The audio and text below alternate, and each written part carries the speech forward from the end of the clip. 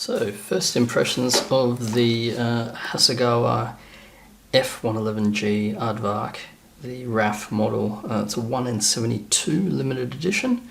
Got it for about $75 from Frontline Hobbies. Comes with this decal sheet for the RAAF. Actually, that looks interesting. That's huge. And with the decal sheet there telling you colours and so forth. It's a dark grey jet. I'm hoping that the neutral grey will work. This is XF53. Give it a go. So there's that. Just a small canopy. I might have to get a canopy mask for this one because I'm that lazy. These are the FB111A instruction sets.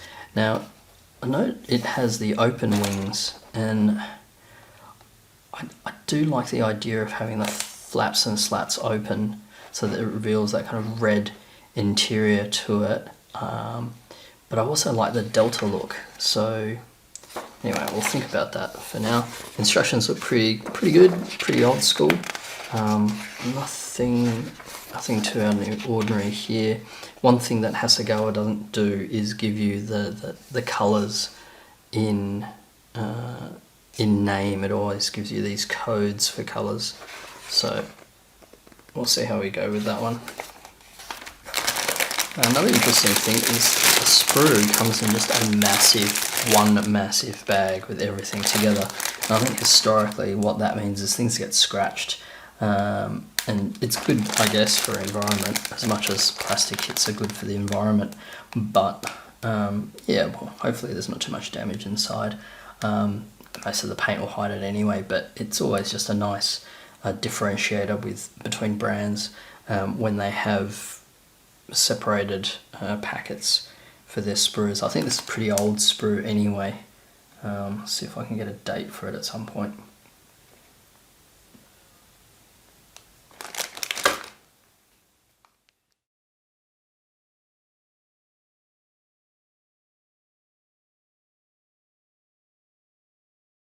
So just some initial thoughts on this F111 in 1/72 scale. All the bits and pieces of the cockpit, and I think this is like one of the gear assemblies or something. Everything's coming together pretty well for quite an old model. I think this is. I'll have to look up the age of the sprue, but I reckon it's pretty old.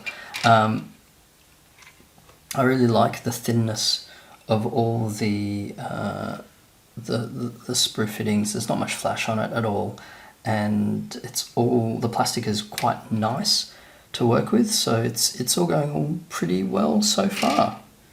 Touch wood.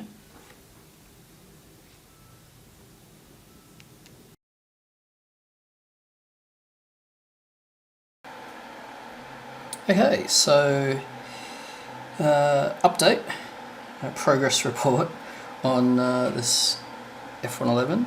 It's going pretty well. It's going pretty quickly as well, which is great. It's just actually quite a nice size. 1 in 72 scale for a bomber like this is, I think it's about right. You know, it's about an A4 sheet of paper that we're looking at here with the wings out. Yeah, it's a good size. I think the much bigger 1 in 48 will be probably, like a good nearly double the size. So this thing's much easier to handle than something so huge and heavy as well. What is difficult though after that is just that the panel lines are quite fine, so just gotta be careful not to overpaint the thing, I think, which may be difficult if I put down a primer and then some clear coats and stuff like that. So I'll try to be economic with the paint. Need for some putty around the place. Good practice for me, and this time I'm going to try to really focus on the nose and make sure the nose is nice and sharp. I think it will be a all black nose anyway, so just in terms of the pictures. Yep. So that should make things a little bit easier to hide because it's that matte black color. But yeah, so far so good. Everything's going together. I just noticed something that's fallen out there. Everything's going together pretty well. No major complaints thus far. Yeah, I think back in its day, maybe in whenever the sprue was made, again, I'll have to look it up, but I've got a feeling it's pretty old, and there's actually a lot of componentry, a lot of really fine detail in this scale model, which I think, you know, it's not a cheap model at $76, but I think you're paying a RAAF Australia kind of markup on that. But yeah, I'm enjoying it.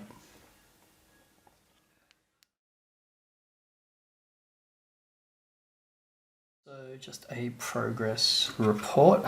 Everything's going pretty well with this model so far. So the sprue originally is 1989. So this is a really quite an old model. And so far, yeah, really enjoying it. Just worked in some putty just to fill some gaps in. We're going to go with the wings open with the red kind of undercoat sitting there with the flaps, I think.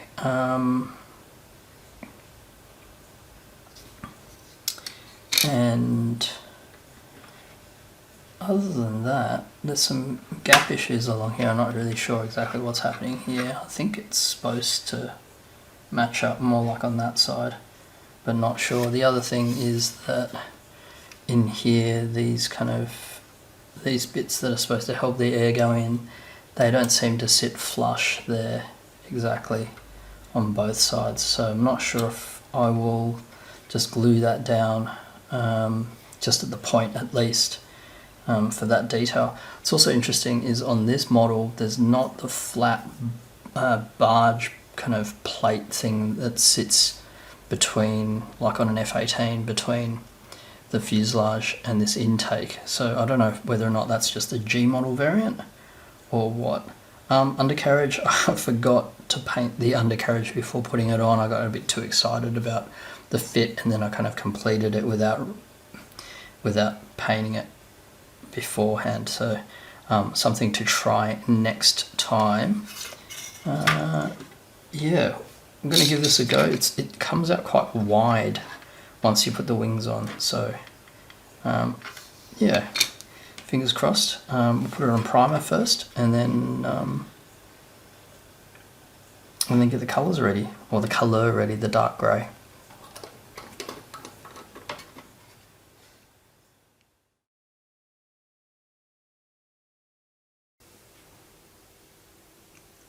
Alright, so we're back with the F111.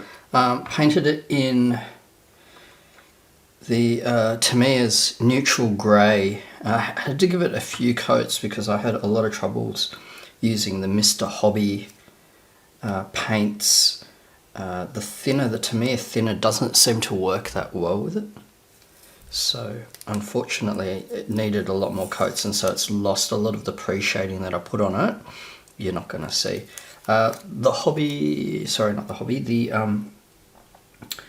Edouard masks I've put on the canopy, so hoping they work out well. Right now they look pretty good, and I'm just removing the mask that we've got on these kind of red areas. The Tamiya paint sat really well on the spray painted primer that I used this time, so I didn't use any varnish or clear coat on top of that before I put the masking tape down, so that was pretty good. However, I noticed if we, as an example, put that down, so this was painted about 20-30 minutes ago.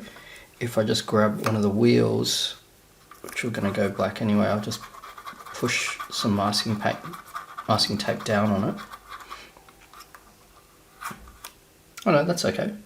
That one's not come away, but there was a patch here where it lifted. So maybe I just have to give this a little bit more time drying, and then we'll mask off the front nose.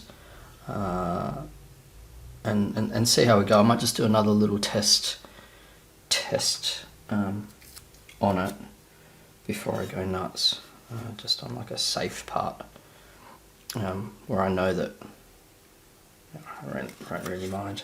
I'll try that bit here. Push it down, bit of fingernail.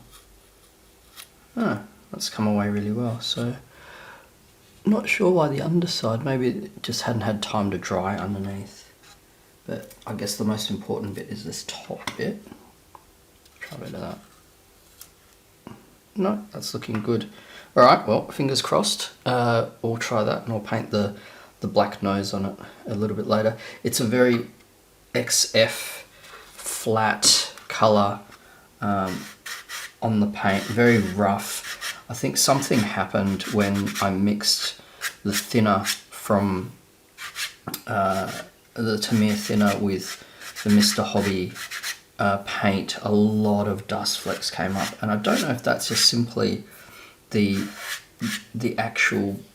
paint separating from the thinner. I think it is, and so you get this really kind of splotchy globs of paint that actually come out of the gun, and it gives it a much rougher surface than it normally would if it was just the XF, just the Tamiya XF grey. So that's a lesson learned. I've gone and ordered some Mr. Guns leveling thinner, which I think is the same brand as Mr. Hobby paint, and I'm hoping that the same brand of thinner works well with the same brand of acrylic paint. Also potentially that some of the acrylic paint that I used was acrylic lacquer, and it just there's something in it that coagulates the paint. But it's a bit of a shame, but lesson learnt, and we'll see how we go with the with the rest of the build. Okay, so I'm going to use, or try to use, some Zap canopy glue to Formula 560 to glue these bits together, because otherwise if I use the usual Tamiya extra thin, it will just melt through the colour and bleed everywhere. So yeah, this is kind of exciting. Give this a go. Alright, we are back with the 111, the Hasegawa 1/72 scale. Just put the wings on, a bit of overglue here, just to try to get them in the right angle. I may have put a little bit too much on it. So far so good. I've noticed that this front area here, I've got quite a lot of, put this light on, I've got quite a lot of overlap here, and similarly here, maybe needed a bit more putty in that area. So it pays to make some detail changes when you can see them in the build. Similarly, just in here, there's just a sprue cut mark where the plastic isn't sanded away well. So that's all on me, nothing to do with the model. I put a clear coat on it. It is a little bit rough from the initial coats. I had some problems with the painting, getting the right shade of colour. I think it's still a little bit bright, actually, compared to what I've seen in photos, but overall pretty happy. Just going to go do the exhaust now. Paint retarder and XF56 metallic grey just on those exhausts, and then I think decals next, and then I'll do the wheels right at the end. Bit of overspray I've got here just on this cover here. I might just put the decal on it with a number, and probably that'll hide it. Yeah, otherwise all going pretty well. I think it is a good size. 1/72, it's just the size for this table now. Any bigger, I think when I build a 1/48, we'll see it's probably double the size. So I think in the future all bombers are going to be 1/72, and fighters and that in 1/48. Alright.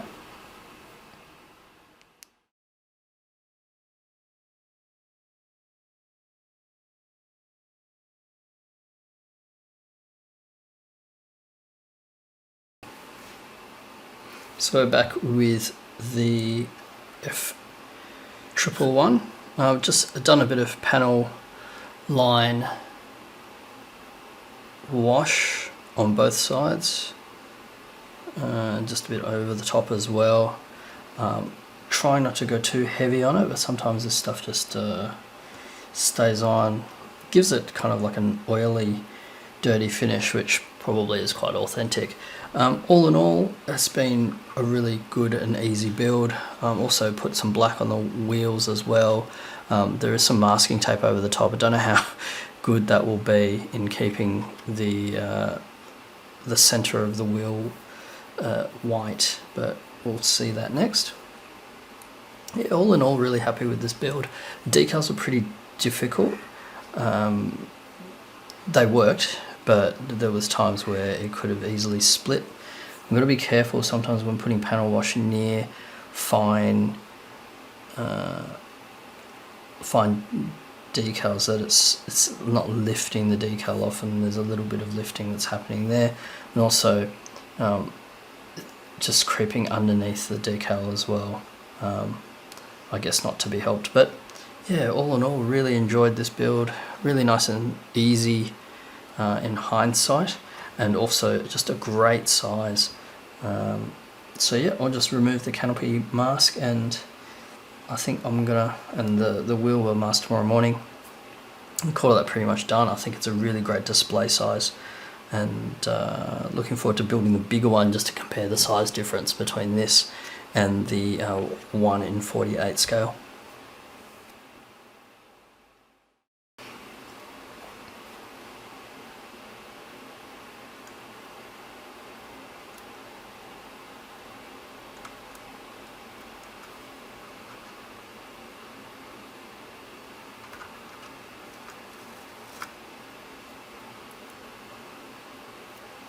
Generally, the most enjoyable part of any build is removing the masking tape right at the end of the cockpit.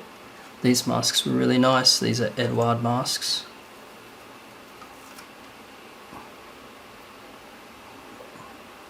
Really nice. Really nice. So definitely recommend using the Edward masks in future. Just help cut that time. And especially when you've got something that isn't exactly square shaped. These shapes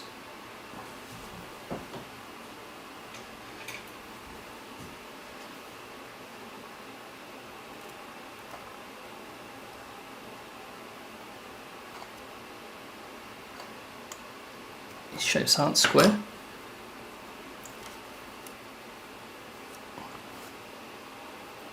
They've done a really good job keeping the canopy detail.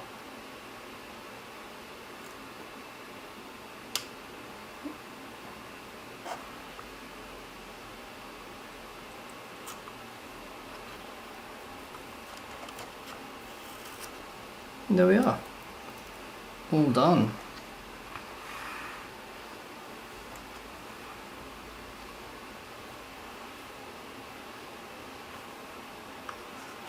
Really like the 6 Squadron tail as well. I've just ordered the 6 Squadron tail for the centenary of 6 Squadron for the 1:78 growler, so they will look pretty cool next to each other, I think.